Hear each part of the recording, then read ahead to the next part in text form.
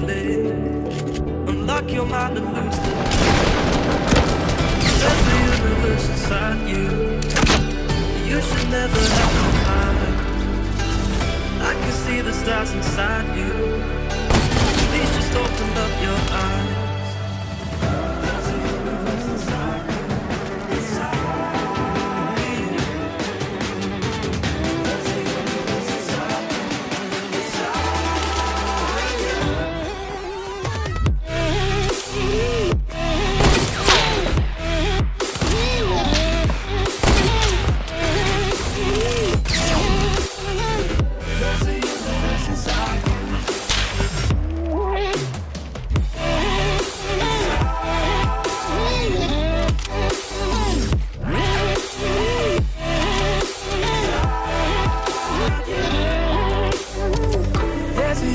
Inside you, so much more than people know.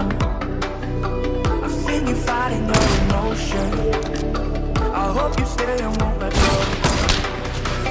There's a universe inside you, so much love to leave behind. Stop the path of devastation. You should live for all the hype.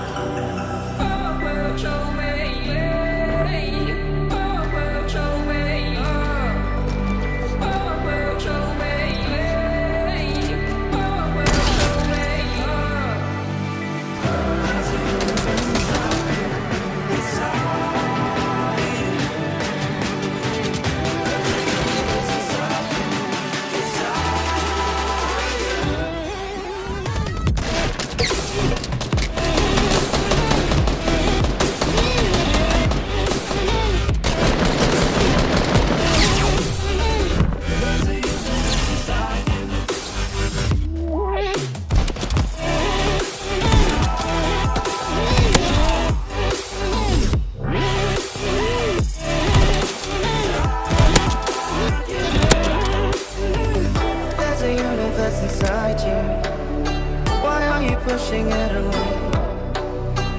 Leave behind your own deception and learn to live another day.